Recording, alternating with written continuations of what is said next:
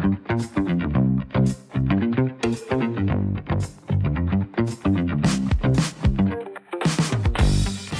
everyone, I'm your host Neha and you're tuned into Durian Dreaming, the show that brings you extraordinary stories from seemingly ordinary experiences in Indonesia's fast-paced market. Let's dive into today's conversation with another inspiring guest. Hi everyone, welcome back to Durian Dreaming. Today's guest is Hernie. She's a powerhouse in FMCG and brand building. Over 27 years in Indonesia, she has risen to the top leadership roles both in the regional and global capacity. She also chaired Unilever Indonesia's Equality, Diversity, and Inclusion Board, driving change on gender equality. Now, after close to 3 decades in Unilever, Hernie is charting a new path. So, this conversation will be packed with very inspiring stories on leadership, on brand building, and what's next ahead for her. So without further ado, let's welcome our guest, Hernie.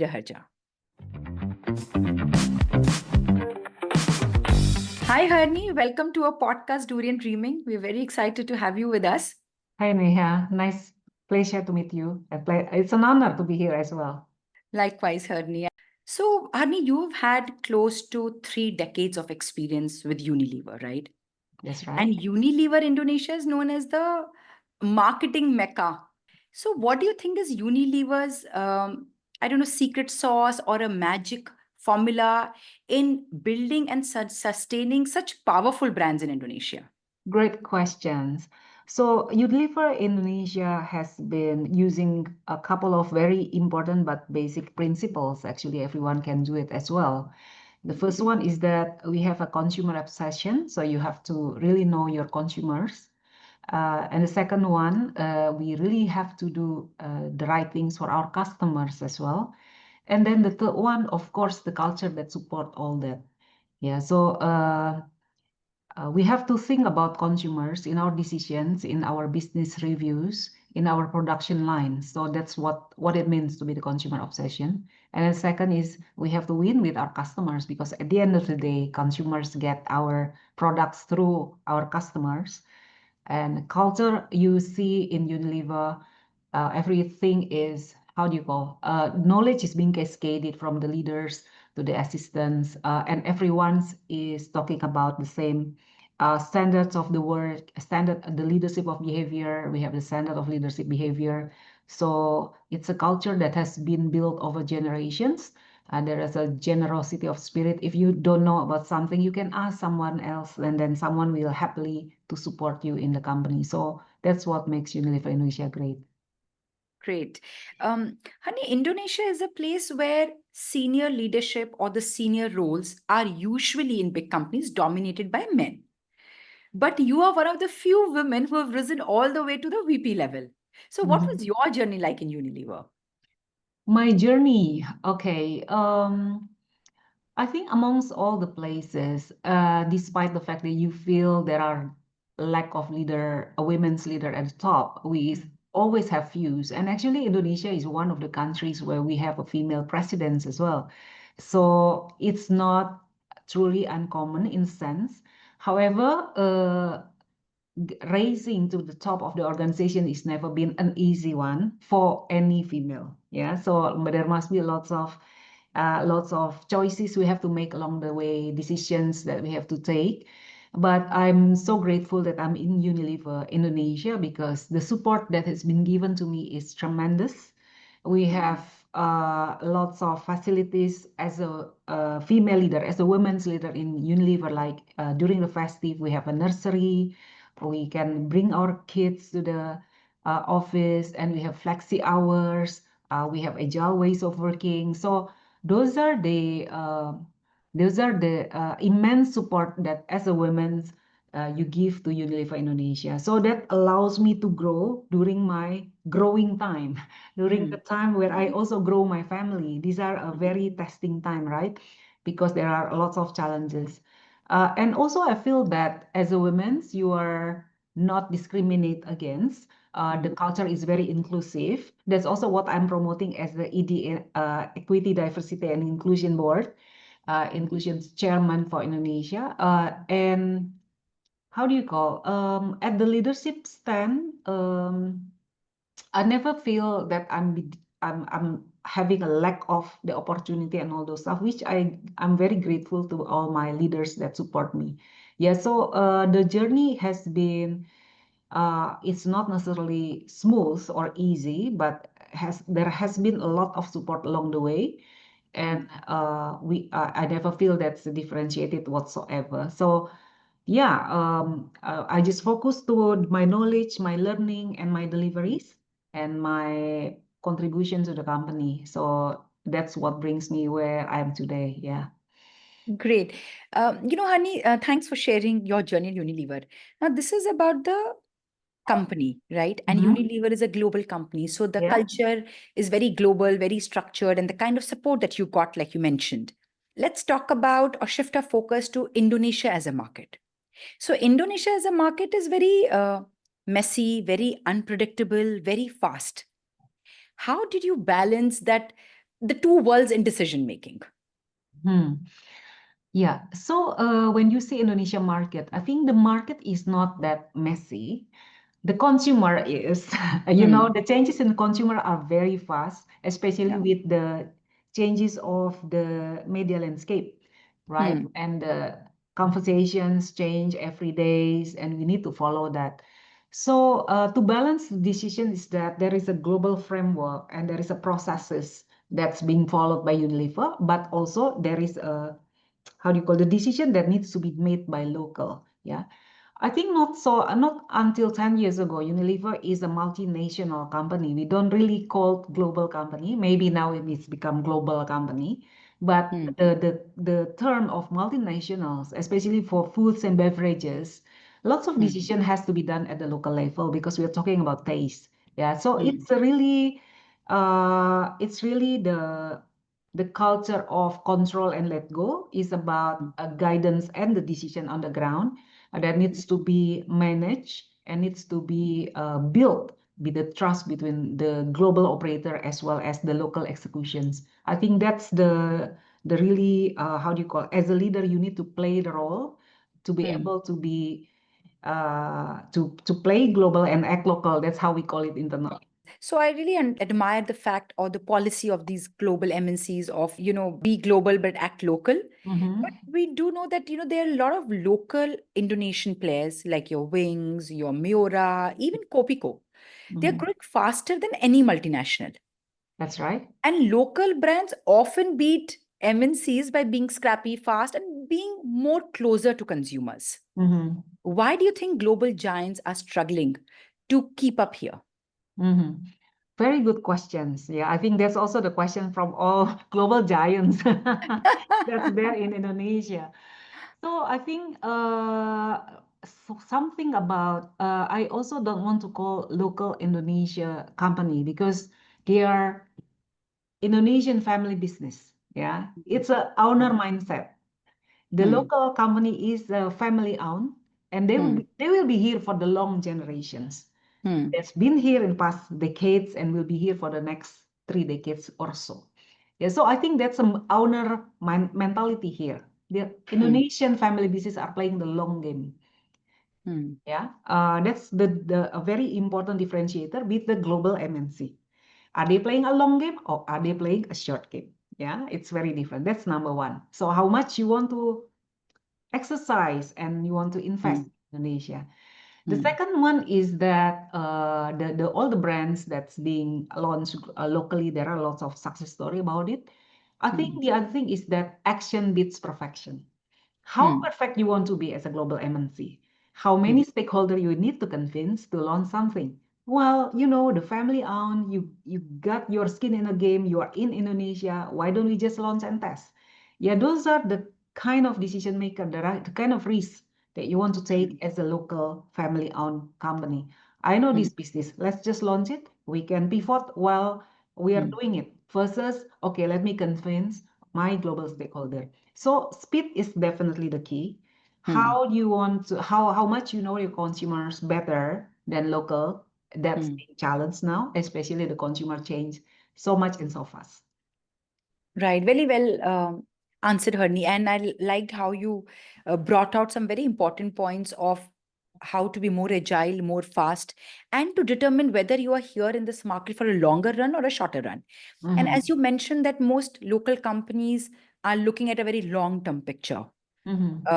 And global MNCs often struggle to get that. Mhm. Um, Now, people love to hear about success stories, Mhm. but failures often teach us more. That's So, right. what's a campaign or a launch that didn't go as planned in your Unilever days, and what Mhm. did you learn from it? Mhm. There are lots of learning, actually. You're right that failure teach us most. Hmm, There are times when Unilever realized that we need to do more hmm, trial and error, launching local brands. hmm, Those are the moments where we realize that we are too stringent, we are too strict about the brands. Yeah, hmm, it was couple of years back, and then it was everyone is motivated and then encouraged. Why don't you launch a new brand? There are many brands being launched all over the countries, yeah. and then uh, of course we are struggle because how do we manage the investment, the core, etc., Hmm, etc. And then the next 2 years, perhaps maybe the reckoning. Okay, we've gone too far, so let's review those brands and take out from the market.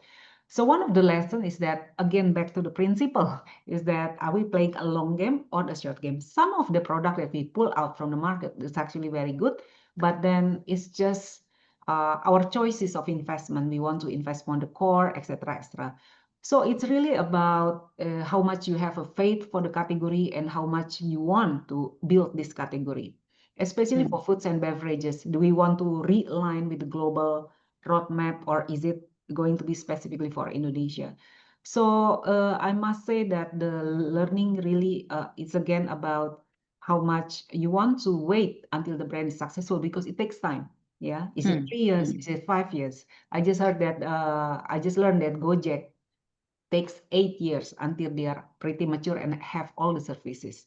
But hmm, will the global company have hmm, 8 years to allow us to build the brand? Yeah. hmm, So it's really, the learning is really is about how much time do you give the brands to grow? How much time do you give the opportunities for the brand to grow, or for hmm, the categories to really grow? hmm, hmm. And what's the global investment decisions for the market? Indonesia is always a priority for family business in Indonesia. That's also a very differentiating factors Yeah, playing here. Yeah. right. Mm. Uh, you touched upon the timeline or the number of years a global brand needs, at least minimum, to establish itself. And you said around 8 years, right? Mhm. And you also It's talked an about, example from the Gojek.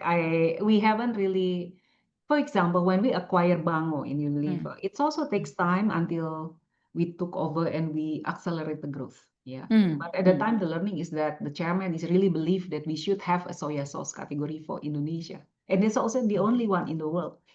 But with that kind of support, it allows the hmm. brand to grow, and it's really took off finally. It's one of our Unilever master brand. Yeah.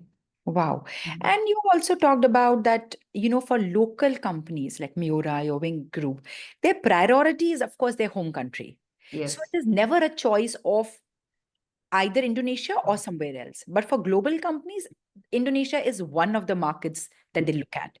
So that also makes a huge impact, like you said. Now, given all these limitations, so to speak, last year, many multinational brands had seen a boycott, Mhm. and Unilever, it had hit hard. Mhm. So, how do you personally feel Mhm. seeing a company you helped build go Mhm. through that kind of challenge? Very hard, yeah.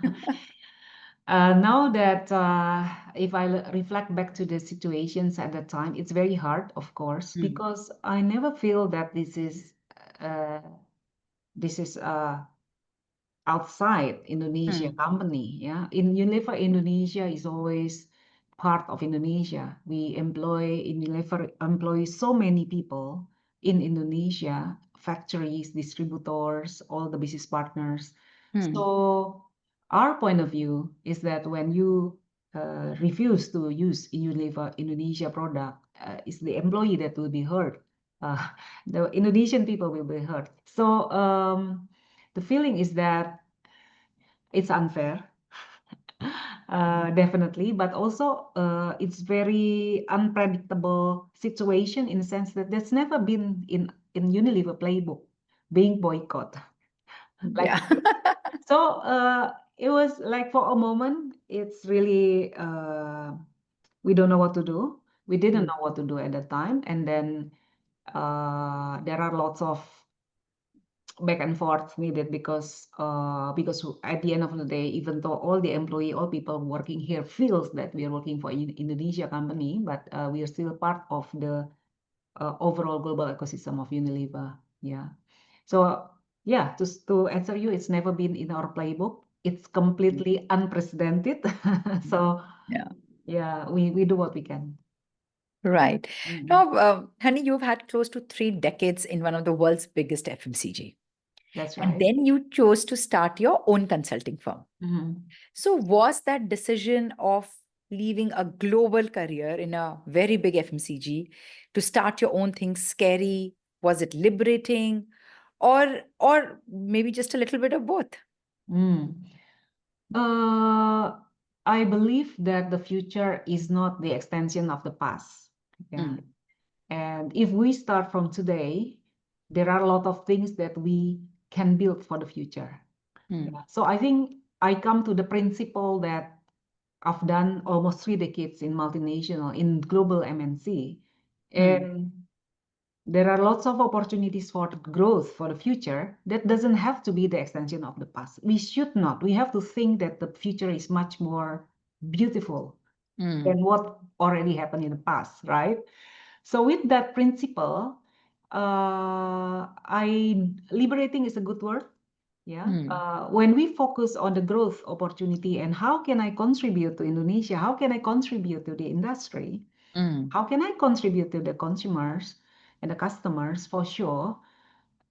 You can just imagine things that's bigger than mm. what has brought you here. Yeah, because Right. what has brought me here is all the Mm, certainty of the part of the multinational, mm, all the comfort, security, you're mm. part of something big. Then Yeah. at certain point, you don't need that anymore, right? Because Yeah. you have all the knowledge, you have all the skills, you have Mm, all the network. mm. So yeah, liberating is such a good word. And I found my new purpose. Yeah. Honey, thank you so much. I mean, this is very beautifully put and or very easy to understand for someone who is probably looking to take this plunge. Mm, mm, And I think this consulting firm of yours also allows you to be more in touch with the consumers. Uh, absolutely, yeah. Mm, right. So and Indonesian consumers are younger, they're more digital savvy, more nationalistic than 20 years ago. that's So, right. how do you see the Indonesian consumers evolving in the next 5 years? I see that consumers are, that's true about being younger. Mm, The world is never being so much divided like it is right now, right? mm, The world is mm. so divided. Yeah. And we in Asia, in Indonesia, it's Mm, not so much different with India, for example. yeah. We are born poor, right? Mm, Many of us, our parents, grow their life, and up to now, we still remember the life without Wi-Fi when the house is not like this. So we see the mm, progress. mm, Most of people experience the past that is you're not as wealthy, or you are part mm, of the poor society in the past. That's mm, why we are called emerging countries. But mm, because of that, in my observations, Indonesia, Southeast Asia, Indonesia especially, we are adaptive to change. We learn mm, so much. We are embracing the changes. Yeah, we embrace the changes. Indonesia embrace digital. Indonesia embrace digital payment, for example. I was once, I went to Germany a few months back, and then I find there are so many cash payment there. Cash payment. mm. Indonesia, you're cashless. In Yeah. Vietnam, also my friends is also cashless. In Singapore, definitely. Yeah, you know, this society learns so much and thriving for the future. That's what I believe because we embrace the changes. Maybe the society in European is the establishment, how much they want to embrace and learn and change. It's very different with how much Asian wants to learn and embrace the changes because Mm. we want to grow as a society. We want to get richer. We're Mm. just getting a little bit more comfortable and we Yeah. know that your future is bright. So I believe the society, the consumer will change so much. Mm. Asian will thrive. Indonesian will learn more. The Mm. youngsters are hungry. Mm. The youngsters are also very creative. They Mm. are very innovative and exercising a lot, you know, experimenting a lot. Yeah, there are, Mm. and people are more open to the new brands. Yeah. There's no such thing Mm. like I'm loyal to this brand. No, people are very open. Yeah. That's where the level playing field is the same for everyone now. If you want to enter Indonesia market, there are lots of opportunities, but also lots of challenges from the youngs and enterprising people in Indonesia. Yeah. Honey, you talked about cashless payment, right? Mhm, And how Indonesia is very digitally savvy. So mhm. being digital is no longer just a buzzword. This is No, where the consumers live. right. But many big FMCG are still slow or let's say struggling in this digital transformation. That's right. Why do you think it's so hard for these giants to move fast in this space? In many of the local companies, right? Hmm. And the local companies, the family business own, build the system. The agency is my company. The media buying is also my company. The Mm. content creator, my company. So a local company, family owned, is like if I'm going to enjoy the milk, why don't I just buy the cow, for example, like that. Well, global multinationals always wants to be specialized. Okay, I'm a marketing company, so I don't do distribution. Yeah, okay, you're not allowed to do distribution in Indonesia, but okay, I should use the agency. I should use this. That's very different model in my view. Mm.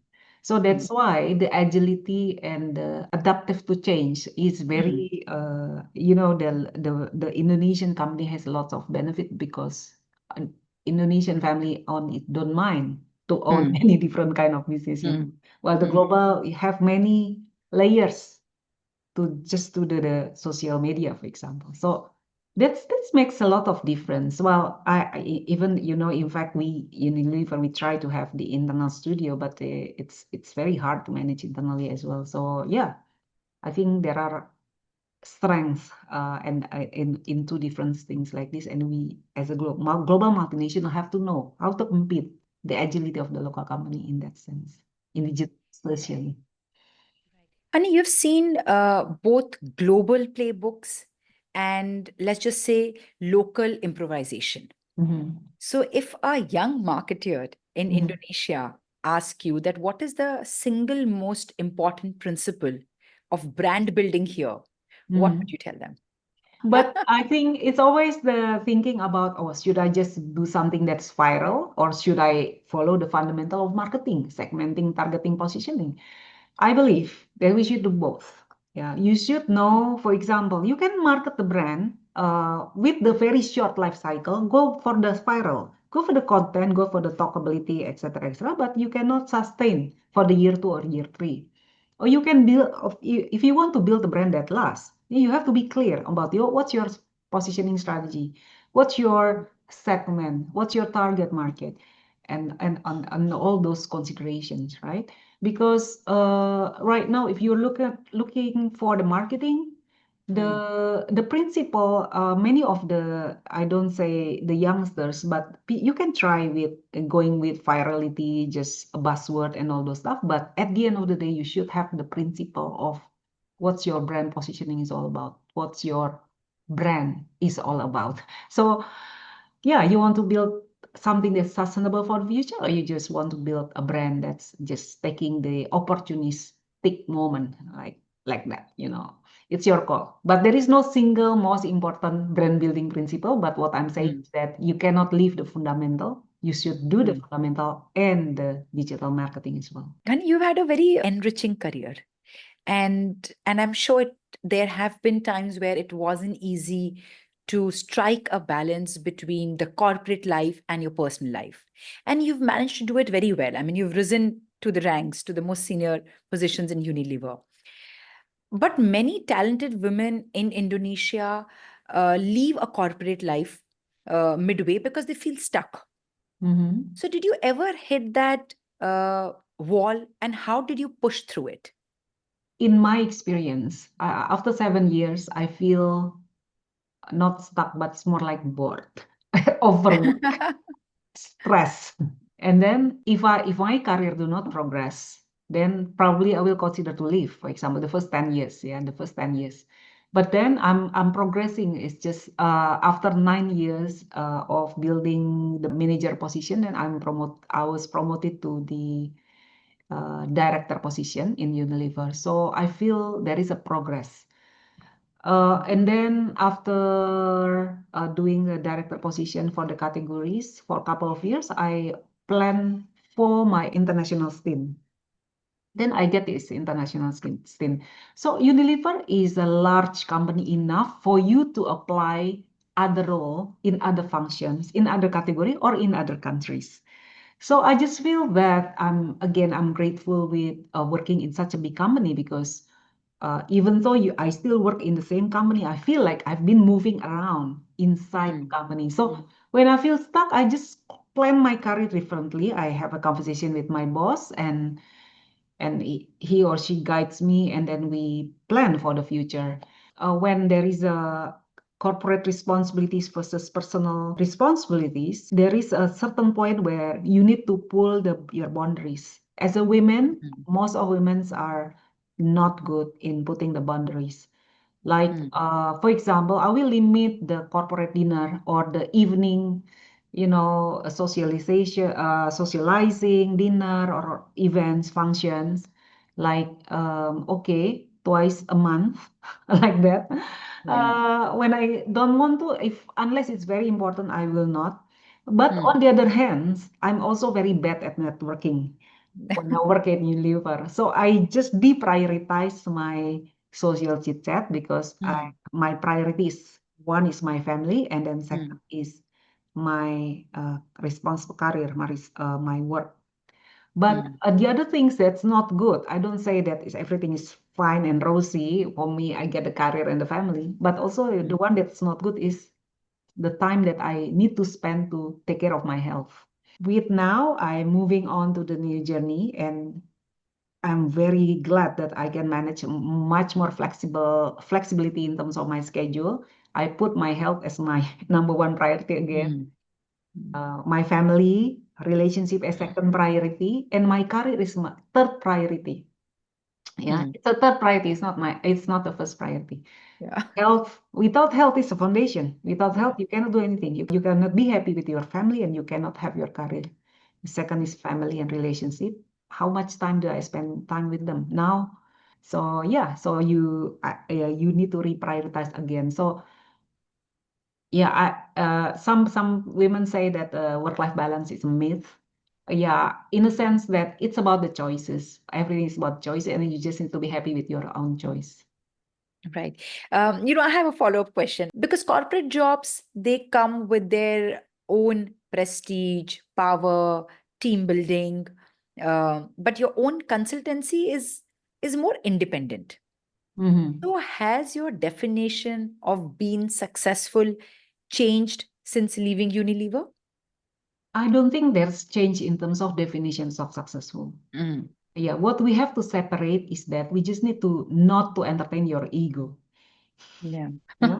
You just, okay, forget about your ego. What is the success for you? For success for me is doing my job well, Yeah. seeing my contribution, Mm. have an impact, grow Mm. my team, grow people who work with me, and giving a contribution to the society and to industry.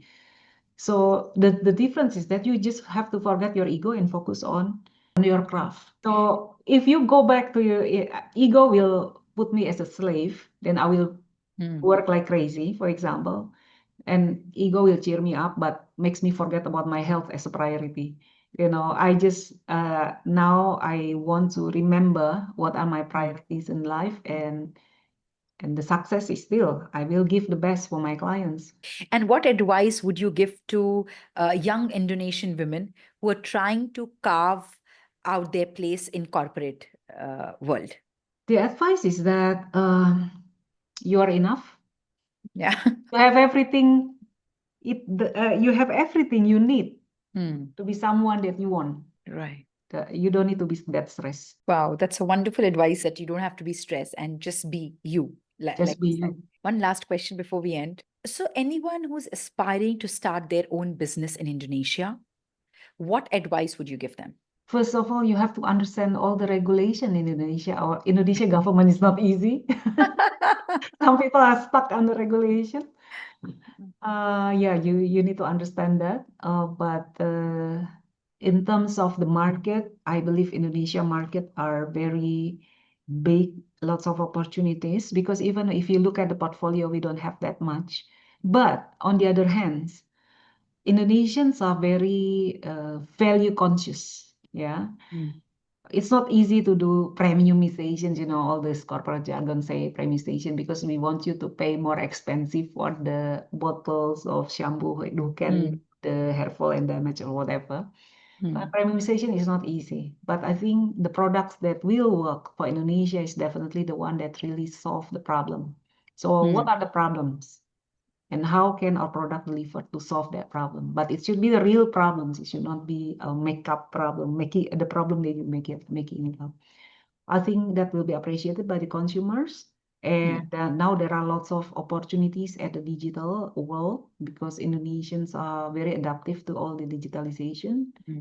But again, AI can make everything, but AI cannot make a great product. Always focus on your great product. Right. Honey, before we end, I have a few rapid questions. Sure. So, what's your favorite local food? Local favorite foods. Sate, Satay. And what's your guilty pleasure? cappuccino, Ah, okay. And what's your daily ritual? Like something that you always do, like every day? meditation. Oh, wow. All right, honey. Thanks for a great, candid conversation. Thanks for joining me on Durian Dreaming, sharing your incredible journey, your stories about brand building, your leadership, breaking barriers. They're truly inspiring. Grateful for your time and wisdom, and excited for what's ahead in the next chapter. Thank you so much, Neha, for having me. All the best for you too. Thank you, honey. And that's a wrap for this episode of Durian Dreaming. I hope today's discussion sparked some new ideas for you. Don't forget to subscribe, share your thoughts, and stay tuned for more exciting stories. Until next time, keep dreaming big.